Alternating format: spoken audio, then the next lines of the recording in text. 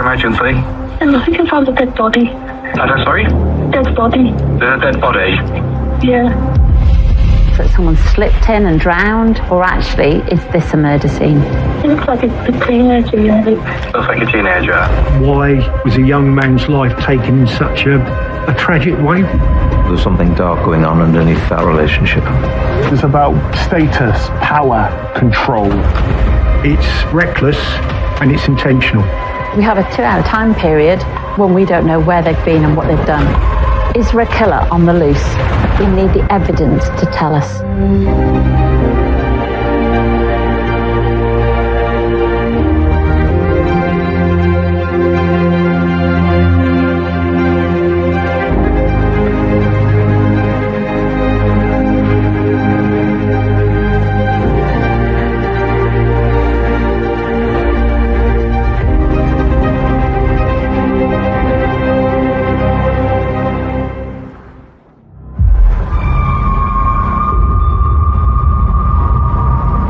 A dog walker going along the banks of the River Hull spotted something which looked to them suspicious. Can you tell if it's a male or a female? Male, I think.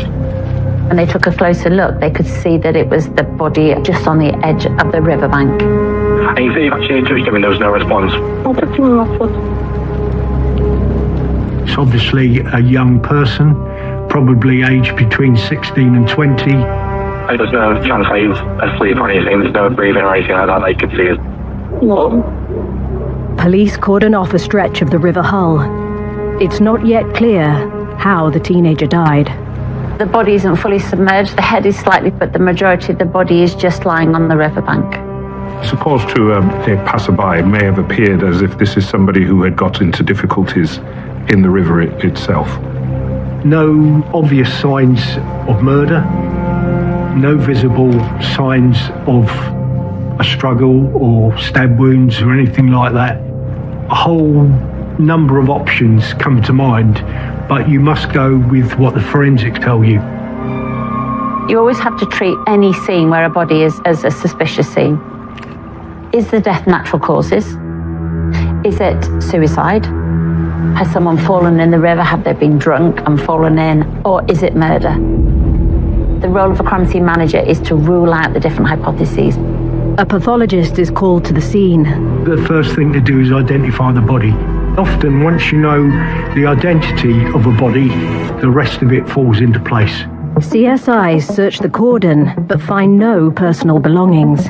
The main way that we can identify someone quite quickly is on fingerprints. If someone's known on police record, you only need a small bit of fingerprint to be able to identify who they are. The teenager's fingerprints are sent off to be run through the database, while police check missing persons reports and call on nearby homes. There's quite a large housing estate on one side of the riverbank. Your job, as well as to investigate and bring closure for the loved ones, is also to, if you like, reassure the public. Just hours after finding the man, the fingerprints hit a match. He's identified as Connor Lyons. He was 17, but probably looked about 15 or 16. He's extremely a popular young lad. He was a local boy, a local teenager, really at the cusp of adulthood. He was just about to make those big moves, leaving school, starting work.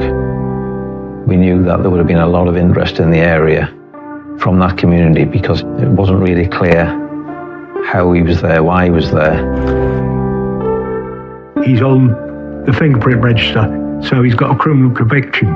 But the criminal conviction is for low-level social crime, so nothing earth-shattering. He's not a career criminal. He's just a young lad that's probably lost his way a little bit.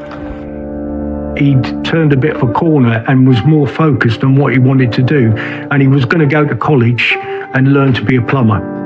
So he had a career in mind, a well-paid career as well. He was kind-hearted and no one had a bad word to say for him. Connor lives less than a mile from the crime scene. The police have the awful job of going round to his parents to confirm that they've found his body. It's very difficult to tell the family that their loved one has died in suspicious circumstances and you haven't come to any conclusions yet, because they want answers, they want to make sense of it. Connor's family tell them he went out around 8 p.m. He was riding his bike with his loyal companion Callie by his side. From speaking to family, Connor had a dog called Callie, and his dog literally was by his side day and night, and he had a lead for him. The time that Connor went missing, the dog also goes missing. Callie was found alone later that night, hungry and nervous, helping narrow down Connor's final movements. CSIs at the river look for clues as to what has happened. The victim, Connor, was missing a gold bracelet, bike, and his mobile phone. There was a gold bracelet that had been bought for him as a present. It did raise a suspicion as to whether or not there had been some form of foul play. The fact that these are missing then tends to point towards, was this a robbery?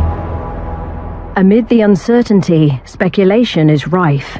This would have caused a ripple effect within the community. Hearing the news of a young person known well within the community, knowing the family within the community, people start talking and people start coming up with their own theories and their own conclusions to what was going on in that situation. There'll be all sorts of stuff on the rumour mill. It's a two-way street. The public want to know what's going on, but equally the police want to harvest any information or intelligence there is that might help their inquiry. There was a rumour circulating. He was talking about suicidal tendencies. There was the seed of potentially Connor got into problems with others, potentially involving drugs, and that he may have been harmed by those people. With rumours swirling, the team urgently needs to determine how Connor died. If this is murder, how can the crime scene tell us the story as to what has happened? Is it a suicide? Is it foul play? Lots of question marks at the moment and no real answers.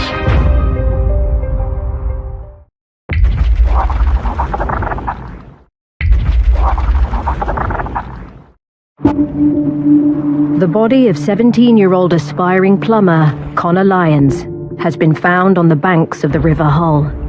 The reaction in the newsroom was obviously one of sympathy for the people involved, but also you switch into a professional gear. It's a big news story with a lot of interest in the area because he formed part of the community where, sadly, he died. The questions being asked were, how on earth did it happen?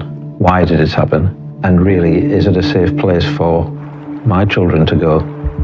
But after finding no obvious injuries, forensics still need to determine how he died and if anyone else is involved. Until you've had a post-mortem examination on the body, you don't really know what you're looking for. You have to set your parameters quite large.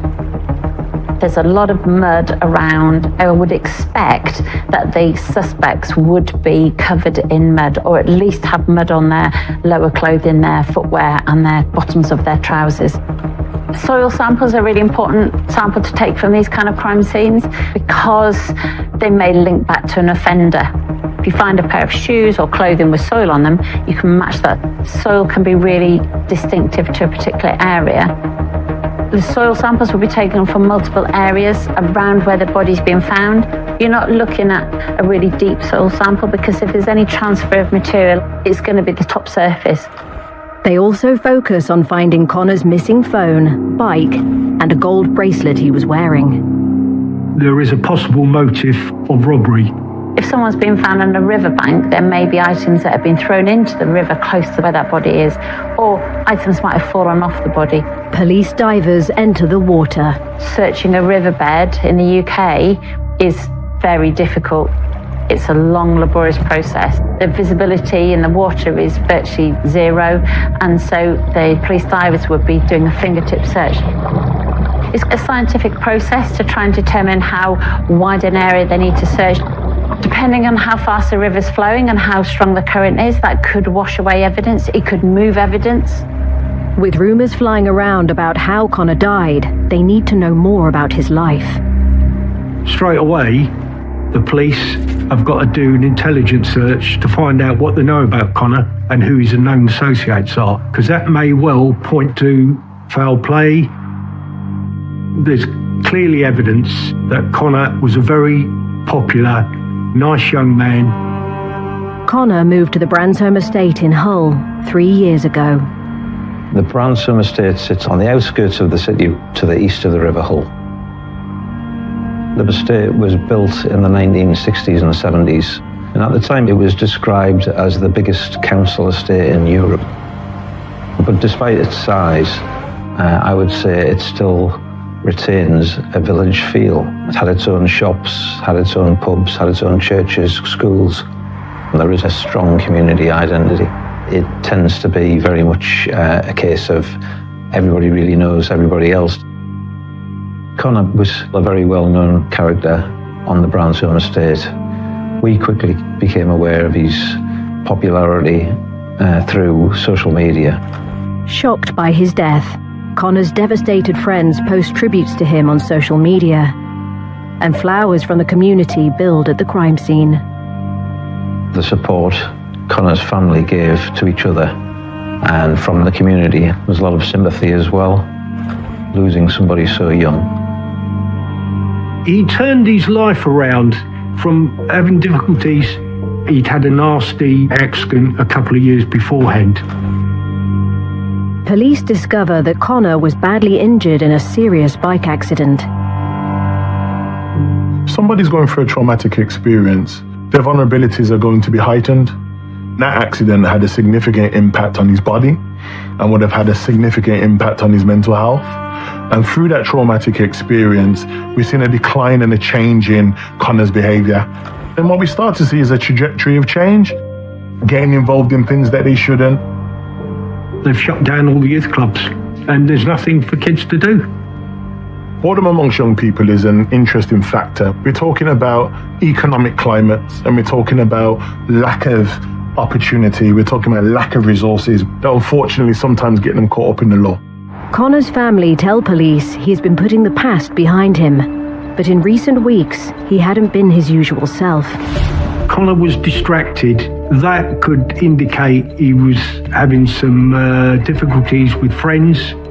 It's important to speak to their peer group to find out what they were interested in, who their friends were, because normally if someone's murdered, they will be known to the perpetrator. To build up a picture of who was in Connor's life, detectives take statements from his associates and study their social media, and quickly have a lead. There was a social media post in relation to the sale of Connor's missing bike. Connor had quite a distinctive bicycle that he took everywhere. Everyone knew what it looked like. Digital experts trace the seller. Comes back to a guy called Cole Jarvis. Jarvis lived on the Bransholme estate in the same area as Connor. They were, in fact, living quite close to each other. He was somebody who had a group of friends, many of whom were significantly younger than he was. Connor was one of them. Police learn Connor met 21-year-old Jarvis around 6 months ago, after approaching him for help fixing up a dirt bike. Young people make relationships quite quickly. Both of them like bikes, both of them like motorcycles, and it's those things that may have that initial connection. They're members of the same peer group, and it would seem that the common interest they had is playing video games, lamping, which is hunting for things like rabbits and stuff like that. Digital forensic investigators find Jarvis has made several attempts to sell Connor's bike on social media. On the face of it, it's evidence of suspicion of theft. So let's get him in, hear what he has to say. And it's very important in a murder investigation, you get a story from a suspect as quickly as you can, so that you can either corroborate it or otherwise. Cole Jarvis is arrested on suspicion of theft. He said, well, I don't know what you're talking about. I haven't got the bike. And says, I don't know Connor that well at all. He's, moved in beside me and we're acquaintances more than friends. It's when the police start delving into the peer group and what they've witnessed and what they've heard from Jarvis, they realise that Jarvis is telling a pack of lies. With Jarvis in custody, an associate gives a statement. He saw Jarvis after 11 p.m. wearing wet and muddy trainers, riding Connor's distinctive bike. One of the peer group says that he had squelchy shoes, which indicates he's been near water. His explanation for that was, because I'd taken the dog out for a walk. What is damning for him, he was seen riding that bike on the evening. When confronted, Jarvis's account takes a U-turn. He then changes his tune, and he tries to change the narrative in another direction. Now Jarvis tells police he and Connor are in fact friends, and he did have his bike because Connor sold it to him. Of all the items that went missing, this was in many senses, one of the more important ones, if not the most important, because it was a bike that was important to Connor, and would have been unlikely that he would have been trying to sell it. What we see with Jarvis, he's continued to go out into the community and try and sell the bike. It suggests that he may be involved. Why else did he sell the bike? Because he knows Connor won't need it because he's dead. That's my conjecture. Detectives asked Jarvis if he went to the riverbank on the night of the 18th of January. He denies ever being there. Now, it's not an offence to tell a lie to a police officer, but what it is good circumstantial evidence if you can prove that that suspect has lied to you, that his account or his narrative can't be relied upon because all these witnesses say this is actually what happened. Intelligence officers scrutinizing the rumors spreading across the estate about how Connor died have found further evidence that Jarvis has been lying. When the police start questioning the peer group, they suddenly starts to dawn on them that the one starting these rumours is actually Jarvis. And why is he doing it? One involved the suggestion that he had been with Connor much earlier in the evening, when Connor had described wanting to hurt or kill himself. He also, to another friend, raised the possibility of Connor being looked for by people involved with drugs. There wasn't one clear picture. None of which was true, of course. He's sowing a seed of disinformation, if you like, to go along with his narrative. And in a sense, that implicated his role in this. We're starting to get a bit more of a picture about a possible suspect, or certainly a person of interest. Doesn't say he's a murderer, but he's got questions to answer. Needing to know more about Jarvis, detectives interrogate his digital footprint. He claims to have lost his phone, so they request his records from the network. Meanwhile, forensic search teams have recovered Connor's bike from inside a relative's shed.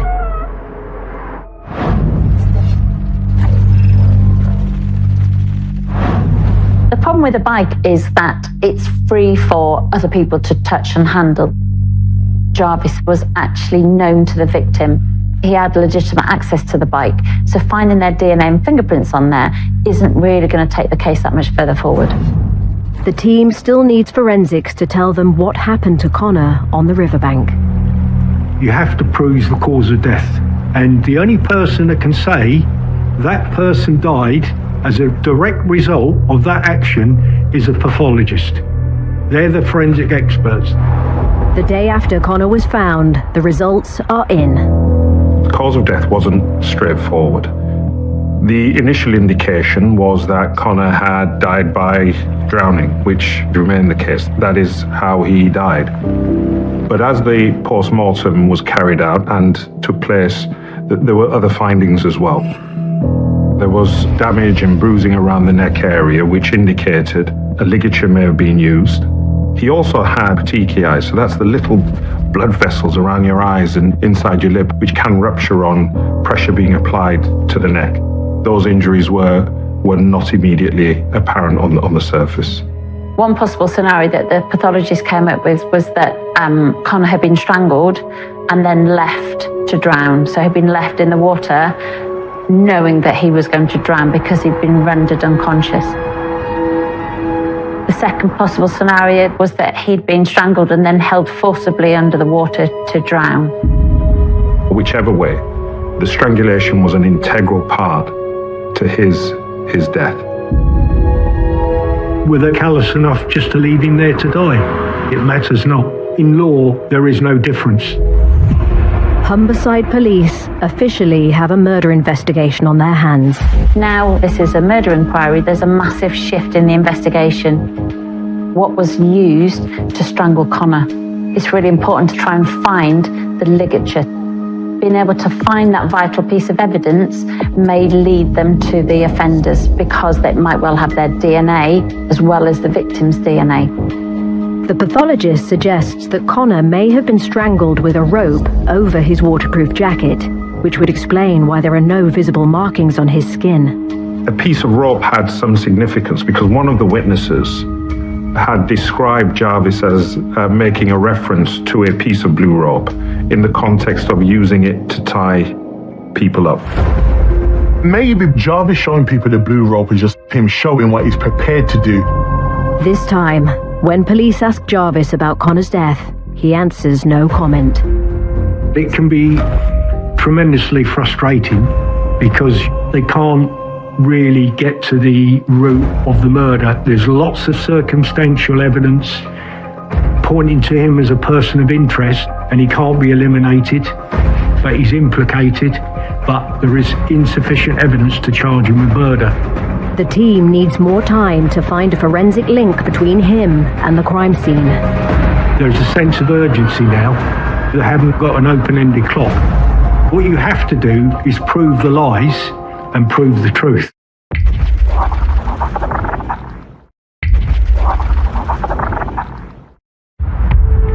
Police in Humberside are running out of time to question 21-year-old Cole Jarvis about the murder of his friend, 17-year-old Connor Lyons. A post-mortem has found that Connor was strangled before drowning in the River Hull, and circumstantial evidence points to Jarvis as his killer.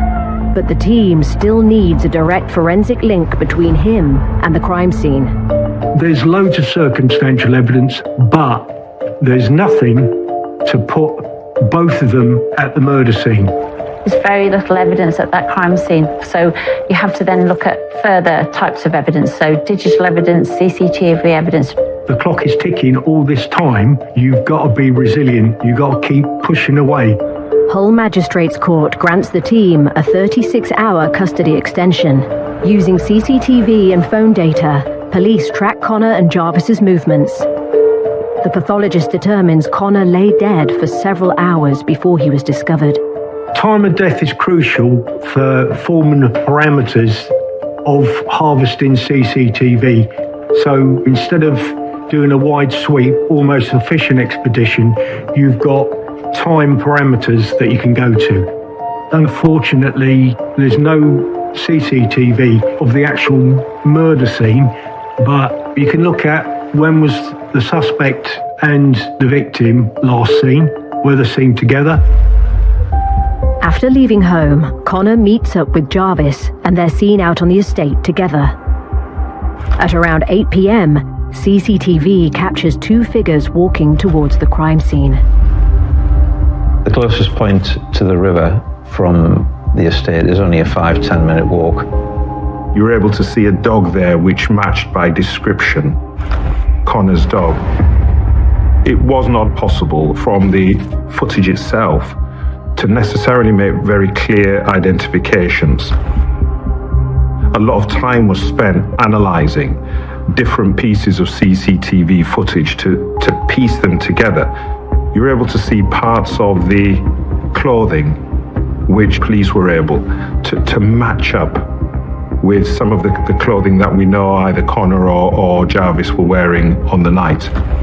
The figure that was identified was wearing like a green Parker-style jacket, but they had very distinctive trainers, which covered reflective area that the CCTV picks up. When you put them all together, you can start to say, well, this must be Connor, this must be Jarvis. In this case, it indicates Connor would have gone there of his own volition, and we know that Connor and some of his friends were into lamping, which is basically hunting wildlife at night. And it may well be perfectly legitimate for him to go to that area by the riverbank late at night to do some lamping. And I suggest that's how he was lured to that area. Officers continue to track the men on CCTV. Meanwhile, digital experts analysing phone data have discovered that Jarvis has been telling more lies about his friendship with Connor. The data indicated that there were quite abusive text messages, that the relationship was deteriorating. The relationship between Connor and Jarvis was a volatile one, which was capable of erupting into violence at times. The overall picture we had was that Jarvis appeared on the evidence to be the dominant person within that dynamic. Jarvis is slightly older than the peer group he's mixing with, and I think people can draw the conclusion that he was a bit of a bully, that he tried to coerce younger kids into doing what he wanted them to do. My conjecture would be that he mixed with younger boys because he liked to be in control. He liked to be the boss, if you like. He's going to have a little bit more knowledge as opposed to those young people that he may engage in. So it's almost like currency. Status, hierarchy, and control play a role in friendships. In every group and in every friendship group, there is going to be individuals that want to take lead, that want to be drivers. Jarvis being the leader of the pack in that type of environment, it would have definitely stroked his ego.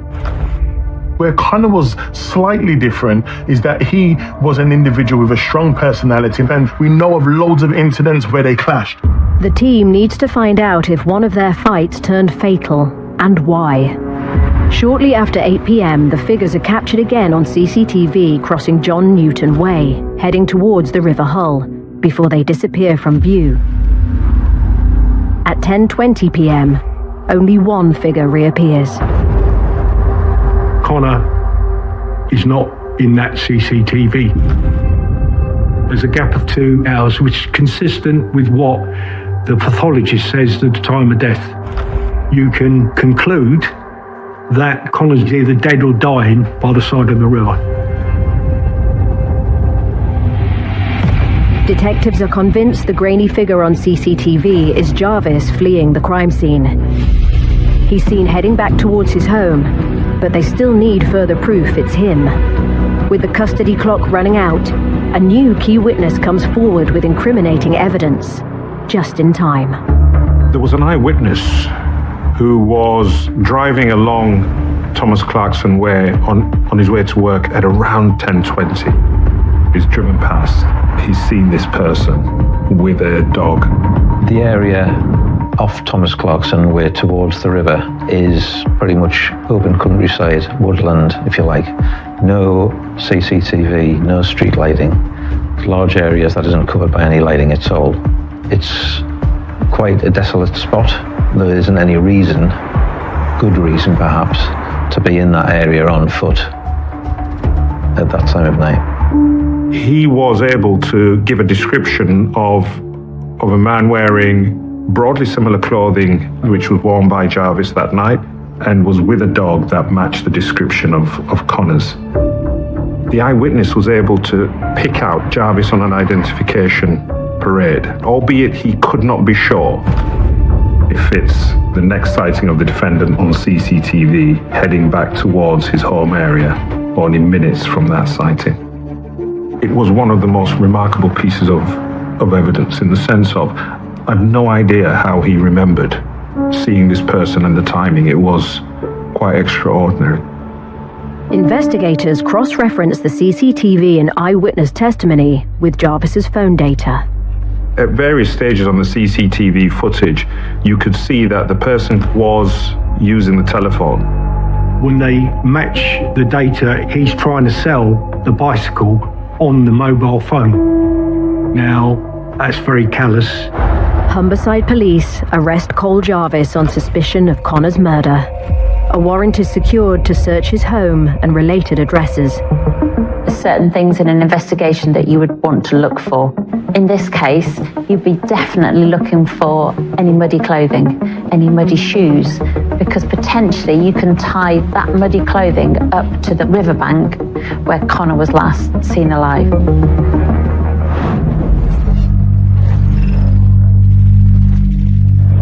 If an item is really muddy or really wet, the DNA may be inhibited because of the contamination. The bacteria may be from the mud and also from the wet. Say if it's been in water, a river or something. These shoes are quite heavily mud stained.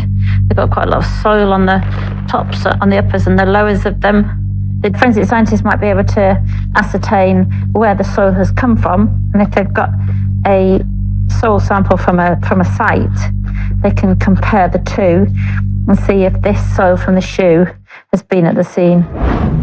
The trainers and mud samples collected at the crime scene are sent for comparison to soil expert Dr. Rosie Everett. My role on the case is to understand whether there is any forensic ecological evidence that can help the police understand whether the suspect has been at the scene. The key pieces of evidence that I examined was a pair of trainers. They were caked in mud right up to the laces.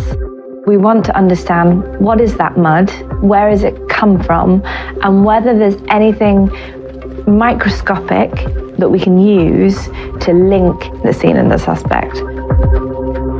Back at HQ, the intelligence team are still trying to understand what triggered Jarvis to kill Connor.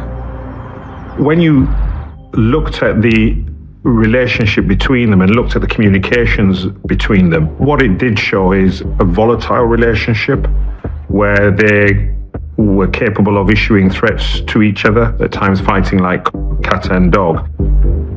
The team discovers that 3 months ago, tensions boiled over after Jarvis sold a bike belonging to Connor without his permission.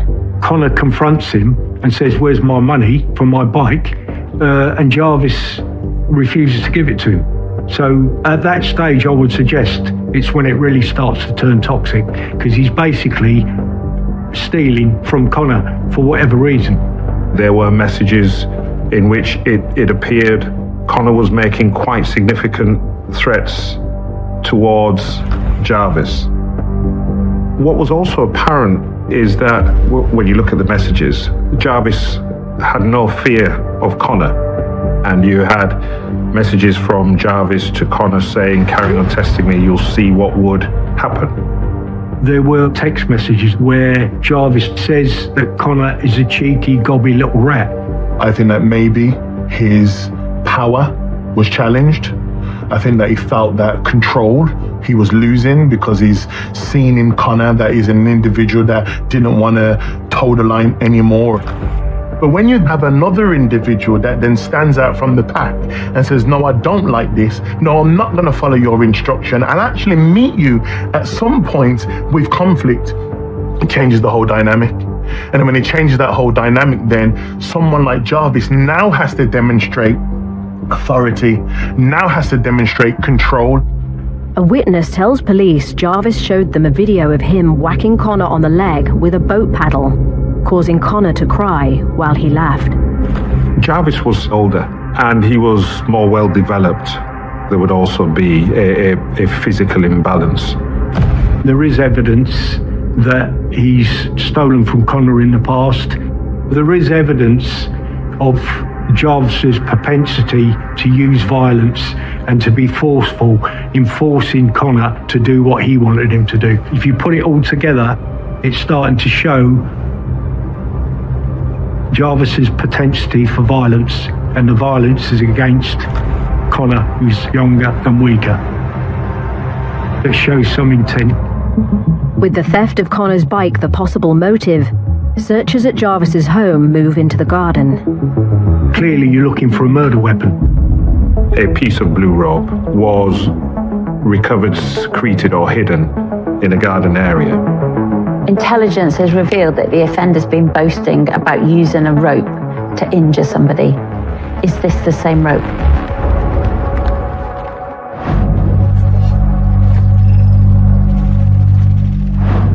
You have to kind of put your mind in the mindset of the person doing the attack and think, if I was going to strangle someone with a rope, how would I do it? And therefore that makes it easier for us to then target specific areas on an item for DNA transfer. The ends of the rope might have the offender's DNA on, and then the center of the rope might have the victim's DNA on. The trouble with this is it's got mud on it, and also it's been wet, so it might inhibit any DNA. So you need to try and avoid the areas of mud, which on something like this is quite difficult. Really get the swab into the nooks and crannies of the rope. DNA samples from the rope are sent for profiling. That rope was found to have the DNA of both Connor and Jarvis on, but in locations which would have been consistent with it being held as a ligature and potentially used on Connor. A rope really is intimate, it's really close, and you would have seen and heard every emotion that would have came with it. So that level of violence really stands out. That is evidence, good forensic evidence. If there's a rational or lawful explanation for that, don't you think he should have given it? Quite damning, I would say. And it's becoming quite a compelling case for the prosecution. Cole Jarvis is charged with Connor's murder. But it doesn't stop there. The police, up to the day of the trial, are still investigating and still asking questions, because he could come up with a cock and bull story saying, well, I've touched the rope, and so has Connor, because we're friends. With Jarvis changing his story at every turn, police can't afford to leave a jury in any doubt. They still need to forensically link him to the crime scene. If we don't get that crucial evidence at that scene, we potentially might lose the case at court. The initial thoughts are there's not much at that crime scene. But after examining Jarvis's trainers, Dr. Rosie Everett has made a breakthrough. My particular field is an area called diatoms, microscopic single-celled algae. So nothing you can see with the naked eye, but a piece of evidence that forms in water and soils. The suspect was very clear that they'd never been to that part of the River Hull. Actually, this evidence proves that they have. It was a light bulb moment in the course of the investigation.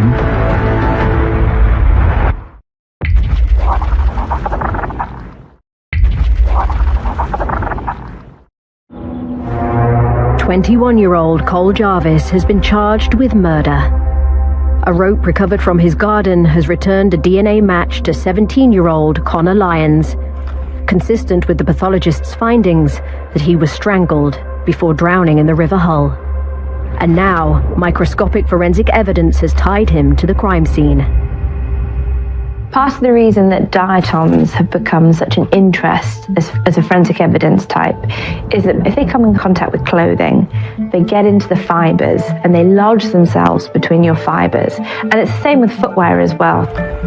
We can look at them down the microscope to identify them to species level based on their shape, based on their size, and based on the features that they have as part of their structure. Diatoms are unique to particular habitats. So there are diatoms that are specific to the sea, there are diatoms that are specific to different river types, and there are different diatoms that grow within soils. So we can use that information to build a picture of where they've come from. The River Hull is a really interesting environment from a diatom perspective. It's a big estuary system. So the fresh water runs into the Humber estuary, which then obviously runs out into the North Sea. And it's a huge tidal system, and it means that you have quite a distinct diatom population from all three of those environments. What we can do, if an item of clothing or footwear has those diatoms on them, then we can try and make a link between, for example, a suspect and a scene. Samples from Jarvis's trainers are compared to mud and water from the crime scene. So when you're examining a piece of evidence, we have to be able to demonstrate, if there are diatoms in that evidence, that it's not just a quick contact, that it's across the shoe. In total, there were 6 samples. So one from the sole, one from the toe cap, one from the rear of the trainer, and then 3 systematically moving up the laces. Looking at the trainers under the microscope, they were covered in diatoms. This demonstrated that this shoe had been absolutely caked up to the laces in wet mud and had come in contact with all of these different diatom populations. And these diatoms matched exactly to the scene. It's crucial because it directly points to Jarvis being at the murder scene, i.e. on the riverbank where Connor's body was found. It actually links him, the first bit of evidence actually links him physically to that riverbank. 8 months on from Connor's murder, Cole Jarvis's trial begins. The atmosphere in any case where somebody has died is always tense and intense. And a whole range of emotions, from anger to frustration to anxiety to worry to fear floating around the courtroom. In a close-knit community like Bransholm, it's always very, very sad that a case like this can divide and split friendships. It does add to the pressure, and it's those emotions that are there we also have to try to shield the jury from, because emotion isn't part of their decision making. In court, Jarvis showed a lack of remorse. He was straight-faced, just stared at the wall, was totally disinterested in the proceedings. He thought he was going to get away with it. Jarvis's defense claim he has nothing at all to do with Connor's murder. This case has got really good, compelling forensic evidence. You've got diatoms that have been found on the shoes and the clothing that was found in the river. You've got Connor's DNA on the rope. And also you've got CCTV that puts the victim with the offender at a certain time.